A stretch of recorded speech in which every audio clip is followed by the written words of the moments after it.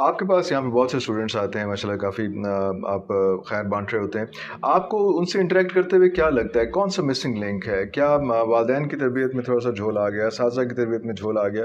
وہ انٹلیکٹ بچوں کا ہمیں نہیں ملتا اس وقت جو ہم اپنی نوجوان نسل سے ہم ایکسپیکٹ کر رہے ہوتے ہیں. تو آپ کا روز کا انٹریکشن ہے اور یوتھ ہی آپ کی مین ٹارگیٹ جو ہے وہ یوتھ ہی ہے اس میں. تو آپ کو اگر میں ویسے پرسنل پوچھوں کہ کہاں مسنگ لنک لگ رہا ہے؟ مسنگ لنک تو ہر جگہ ہی نظر آ رہا ہے، ہر جگہ نظر آ رہا ہے. ماں باپ کی تربیت میں بھی نظر آ رہا ہے، اور تعلیم بھی اس وقت ایک سمجھ لیں مال کمانے کا ذریعہ بن چکی ہے. جب ہم لوگ اسکول کالجز میں پڑھتے تھے نا تو ہمارے ٹیچرز سرکاری اسکول میں ہم پڑھے ہوئے ہیں، سرکاری کالجز میں وہ لوگ 0 پیریڈ بھی لگاتے تھے. یعنی پیپر جب قریب آتے تھے تو حالانکہ ان کو کوئی تنخواہ نہیں ملتی تھی. ایون جہاں ہاسٹلز تھے وہاں ٹیچرز ہاسٹل میں بھی جا کے جو بچے بیچارے کمزور ہوتے تھے انہیں ٹیوشن بھی فری دے دیتے تھے. لیکن آج کل آپ دیکھیں کہ کیا صورت حال ہے. تو یہ ہماری ایک پستی کا لیول ٹیچنگ میں بھی آیا. پھر ماں باپ کی اپنی بھی تربیت کوئی نہیں ہوئی بھی، سیدھی سی بات ہے. مجھے بتائیں کتنے مسلمانوں کے ماں باپ ہیں جنہوں نے خود قرآن حکیم ترجمے سے پڑھا ہوا ہے اور یہ ساری اخلاقیات سیکھی ہیں، انہوں نے آگے اولاد کو کیا سکھانا ہے؟ ان کو بھی بچپن میں ایک طوطا بنا دیا گیا، ہاں جی 2 دفعہ قرآن ختم کر دیا، 3 دفعہ. یہ تو ہماری ویڈیوز کی برکت ہے کہ آج ہم کالجز یونیورسٹیز کے اسٹوڈنٹس کو بتا رہے ہیں کہ بھئی آپ قرآن اس لیے نازل نہیں ہوا کہ اس سے آپ نے مردے بخشوانے، آپ اسے پڑھیں. انگریزی میں آسانی لگتی ہے انگریزی میں ترجمہ پڑھیں، اردو میں آسانی لگتی ہے اردو میں ترجمہ پڑھیں. لیکن آپ دیکھیں کہ یہ اللہ تعالیٰ کا آخری پیغام ہے انسانیت کے نام، اپنے پیغمبر صلی اللہ علیہ وآلہ وسلم کی برکت سے آپ تک پہنچا ہے. آپ دیکھیں یہ تعلیمات کیا ہیں تو اس پہ آپ عمل کریں. پھر آپ اگر پالیٹکس میں آ جائیں وہاں پہ بھی ہمیں فقدان نظر آتا ہے. یہ پالیٹکس اس وقت جس گراوٹ کا شکار ہو چکی ہے، معذرت کے ساتھ جس طریقے سے کنڈکٹ کیا گیا خصوصاً پی ٹی آئی کی جانب سے، اور نون لیگ اور پیپلز پارٹی کا تو معاملہ اس لیول کا نہیں تھا جو پی ٹی آئی میں، چونکہ ینگ جنریشن تھی، غصہ بھرا ہوا تھا. پھر جس طریقے سے سوشل میڈیا پہ گالی گلوچ اور ایک دوسرے کے بارے میں یہ کرنا، اس چیز نے ہماری وہ نارمز وہ والی بھی ختم کر دی. تو یہ ہر لیول کے اوپر ہمیں گراوٹ نظر آ رہی ہے. ٹیچنگ میں نظر آ رہی ہے، ماں باپ کی تربیت میں نظر آ رہی ہے، پولیٹیشنز کی تربیت میں نظر آ رہی ہے. جب وہ میڈیا میں بیٹھ کے اس قسم کی تقریریں کریں گے اور ولگر قسم کے جملے لوگوں کے اوپر کسیں گے تو ماننے والے تو 4 ہاتھ آگے جائیں گے. So from where to start? From where to begin? بگن یہ ہے کہ میں یہ نہیں کہتا کہ گراس روٹ لیول سے شروع کریں، میں کہتا ہوں کہ جہاں پہ جو ہے وہاں پہ وہ دیا روشن کریں. مثلا اگر میں اس پوسٹ پہ سب لوگ سیریس ہو جائیں، جو بجائے رونا رونے کے نا، یہ جو لوگ بیٹھ کے انٹلیکچوئل ڈسکشن کرتے ہیں ان سے پوچھو تم کیا کر رہے ہو. میں یعنی جو ریگولر آپ کے مین میڈیا چینلز کے اوپر پولیٹیکل ڈسکشنز آتی ہیں نا اور لوگ بڑے بڑے افلاطون لا کے بٹھائے ہوتے ہیں، ان کی اپنی جو پرسنل لائف ہے انتہائی بری لائف ہے، انتہائی بد اخلاقی پہ مبنی ہے، اور وہ لوگوں کو بتا کے یہ کہہ رہے ہوتے ہیں کہ جناب یہ اخلاقیات کی کمی ہے، خود وہ سب سے زیادہ بد اخلاق ہوتے ہیں اپنی نجی زندگی کے اندر. تو یہ لیکچر دینے چھوڑیں، پریکٹیکلی جو سمجھتا نہیں ایسا ہے وہ اسٹیپ فارورڈ کرے اور آ کے لوگوں کو اپنی فیلڈ میں تو ایجوکیٹ کرے نا کہ ہاں ہم اپنے لیے اب یہ نارمز رکھتے ہیں. جس سے مجھے بھی بڑی خوشی ہوئی ہے کہ ڈان نیوز کے اوپر ایک پی ٹی آئی کے ورکر سے جس طریقے سے بھی ایک انٹرویو لیا گیا تو ادھر جو اپرائٹ قسم کے صحافی تھے انہوں نے کہا نہیں ڈان کا ایک لیول ہے، ٹھیک ہے نا. اور حالانکہ یہ وہ ڈان ہے جس نے پی ٹی آئی سے گالیاں کھائی ہوئی ہیں، انہوں نے پی ٹی آئی سے گالیاں کھائی ہوئی ہیں جب پی ٹی آئی اسٹیبلشمنٹ کی گود میں بیٹھی ہوئی تھی. ٹھیک ہے، دیکھ لیں آج وہ کتنے اپرائٹ لوگ ہیں کہ انہوں نے پی ٹی آئی کا ساتھ دے دیا، صرف اپنے رول کے اوپر کمپرومائز نہیں کہا. ہمیں اس قسم کے لوگ چاہیے. نظر آ رہے ہیں جی، مجھے تو ہر جگہ نظر آتے ہیں لوگ، لیکن بات یہ ہے کہ وہ لوگ نہیں، میں تو سمجھتا ہوں لیکن ان لوگوں کو شاید آپ لوگ نہ پسند کرتے ہوں. اب وہ سامنے آئیں گے تو پھر ظاہر ہے کہ ہمیں تو بدنام کروا دی گئے.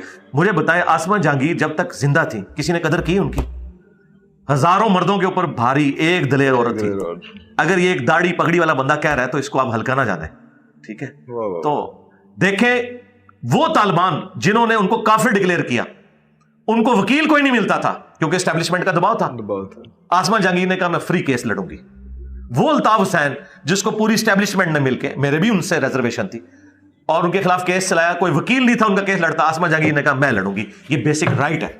آئی قاتل کو بھی اللہ تعالیٰ حق دیتا ہے کہ وہ بھی اپنا وکیل کرے گا، وہ بھی اپنی بات کرے گا. یہ اپرائٹ لوگ ہوتے ہیں جو ہمیشہ حق کے لیے کھڑے رہتے ہیں. وہ یہ نہیں دیکھتے کہ یہ سامنے میرا مخالف کون ہے، یہ میرا مخالف ہے یا اس نے فلاں وقت میرے ساتھ یہ کیا تھا تو اب میں اس کے ساتھ یہ کر دوں. اس طرح کے لوگ ہر جگہ موجود ہوتے ہیں، لیکن اس طرح کے لوگ سیلف موٹیویشن پہ چل رہے ہوتے ہیں. لوگ ایسے لوگوں کو پسند نہیں کرتے کیونکہ ان کی بدنامی زیادہ ہو جاتی ہے. تو اس طرح کے لوگ ہر زمانے میں موجود ہیں، آج بھی موجود ہیں. آپ تلاش کریں. اگر میں 2-4 صحافیوں کے نام لے دیے تو باقی ناراض ہو جائیں گے، تو اس لیے میں یعنی آپ کو خود کہتا ہوں کہ آپ تلاش کریں اس طرح کے لوگ موجود ہیں. بالکل صحیح ہے. مرے ہوں کا ذکر میں کر سکتا ہوں کیونکہ اس پہ لوگوں کو صبر آ جاتا ہے. ہاں لیکن ہم لوگ آج کل تو دعاؤں پہ بہت زیادہ آ گئے نا کہ یہ ملک جو ہے یہ بچے گا, دعاؤں سے بچے گا. یہ جو کہانیاں نا جی, یہ جو کہانیاں صوفیوں نے کرائی, ان کو اشفاق احمد صاحب, واصف علی واصف صاحب میرے استاد ہیں, میں ان کی عزت کرتا ہوں, لیکن یہ جو کہانیاں ان کو کروا کے, یہ ریئلٹی سے اس کا کوئی تعلق نہیں ہے. ریئلٹی یہ ہے کہ بھائی 10 دفعہ دروشی پڑھنے سے پیٹ نہیں بھرتا. ریئلٹی یہ ہے کہ 100 دفعہ سبحان اللہ پڑھنے سے پیاس نہیں ختم ہوتی, وہ آپ کو محنت کرنی پڑنی ہے. پاکستان کو یہ دعاؤں کے اوپر ہی لے کے چل رہے تھے, تو دیکھیں 2 ٹکڑے تو ہو گیا نا, بنگلہ دیش الگ ہو گیا نا. کسی بزرگ کی دعا لگی, کوئی کام نہیں آئی ہے. جب ہمارے کرتوت برے ہوں گے نا, دعا کوئی کچھ نہیں کرے گی. قرآن پاک میں اللہ تعالیٰ نے فرمایا کہ اللہ تعالیٰ کسی قوم کی حالت اس وقت تک نہیں بدلتا جب تک کہ وہ خود اپنی حالت نہ بدل لے اور اللہ تعالیٰ کی نعمتوں سے اپنے آپ کو بغاوت میں نہ لے جائے. اس کا وائس ورثہ بھی درست ہے کہ اللہ تعالیٰ کسی سے نعمت اس وقت تک نہیں چھینتا جب تک کہ وہ خود کوئی ایسی حرکت نہ کر لے کہ اللہ تعالیٰ اس سے وہ نعمت چھین لے. تو یہ اسی طریقے سے ہوتا ہے دنیا میں, اسی طریقے سے روز چلتے ہیں. اور میں اس پہ اکثر کہتا ہوں کہ ہمیں اس قسم کے وائزین جو ہے وہ کس طرف دھکیلتے ہیں کہ اوپر آ کے اگر برا حکمران بیٹھتا ہے وہ کہتے ہیں یہ ہمارے کرتوت ہیں جی. بھائی قیامت دی نشانیاں نے جی, قیامت دی ساری نشانیاں پاکستان ہی پوری ہوئی ہیں. یورپ امریکہ تک کتنے چلا گیا, وہ تو اوپر چلا گیا. انہوں نے تو دنیا کو رہنے کے قابل بنا دیا ہے. ہم صرف مسلمان ملک ہیں, وہ اسلامی ملک بن گئے ہیں جہاں پہ دیکھیں احترام جان احترام مال, یہ 2 چیزیں ہیں. اس کے بعد کوئی چیز نہیں ہے. یہ یورپ امریکہ میں ہے, دیکھ لیں دنیا سکون سے زندگی گزاری. یہاں سے بھی جس مولوی کو خطرہ ہوتا ہے ادھر ہی جاتا ہے, ادھر جا کے یہ کہتا ہے کہ یہود و نصارہ کے ملک میں آپ نہ جائیں, اور وہاں سے آئے ہوئے ڈالرز اور پاؤنڈز کھاتا ہے اور کہتا ہے یہود و نصارہ کے ملک میں نہ جائیں. سیف بھی وہیں پہ فیل کرتا ہے اپنے آپ کو. جی ظاہر ہے. آپ دیکھیں گاندھی صاحب کیوں گئے ہیں, مجبوراً گئے ہیں نا. گاندھی صاحب کو جو یہاں سے نکلنا پڑا کسی ہندو کے ڈر کی وجہ سے نکلے ہیں, وہ کسی کرسچن کے ڈر کی وجہ سے نکلے ہیں, یہ سو کالڈ دینی پیشواؤں کے ڈر کی وجہ سے نکلے ہیں. اس زمانے میں کتنے علماء تھے جنہوں نے خودکش حملوں کے خلاف فتوے دیے ہیں, ایک ایک کر کے سب کو اڑا دیا گیا, تو ان کو نکلنا پڑا. لیکن دعا کا ایک امپیکٹ, ایک وہ چیز وہ تو ہے, وہ اپنی جگہ دعا دیکھیں, دعا تو مومن کا ہتھیار ہے, اس میں کوئی شک نہیں. دعا کی ترغیب اس لیے دلائی گئی ہے کہ آپ اپنے اسباب پورے رکھیں, اس کے بعد آپ مسبب الاسباب سے بے نیاز نہ کریں اپنے آپ کو. ہاں یہ دونوں چیزیں ہیں, جیسے علم اور عمل دونوں چیزیں ہیں, امر بالمعروف و نہی عن المنکر دونوں چیزیں ہیں, دین اور دنیا, پھر دنیا حسنہ بھی ہے وفی الآخرۃ حسنہ بھی. اسی طریقے سے یہاں پر بھی اسباب بھی اختیار کرنے ہیں اور مسبب الاسباب پہ بھی نظر رکھنی ہے دعا کے ذریعے. دعا کبھی بھی رد نہیں جاتی. قرآن میں واضح ہے ادعونی استجب لکم, اے میرے بندو مجھ سے مانگو میں قبول کروں گا. جامع ترمذی میں حدیث ہے کہ جو شخص یہ چاہتا ہے نا کہ اللہ تعالیٰ مشکل حالات میں اس کی دعا قبول کرے, اسے چاہیے کہ جب وہ آسودہ حال ہو اس وقت بھی اللہ کو یاد رکھا کرے. ایک اور حدیث ہے جامع ترمذی میں مسند احمد میں کہ دعا کبھی رد نہیں جاتی, یا تو جو تم نے مانگا وہ مل جائے گا, یا اس کے نعم البدل کے طور پر کوئی اور چیز اللہ تعالیٰ تمہیں دے دے گا, یا کوئی مصیبت ٹال دے گا, اور اگر یہ بھی نہ ہوا تو آخرت میں ثواب مل جائے گا. یعنی دعا تو رد ہوتی نہیں ہے. لہٰذا اگر کسی کو کوئی منہ مانگی خواہش نہ بھی پوری ہوئی, وہ یہ نہ سمجھے کہ دعا ضائع گئی ہے, اللہ نے اس کی برکت سے اس کی کوئی مصیبت ٹال دی. اگر یہ بھی نہیں ہوا تو آخرت میں تو وہ سیف ہے.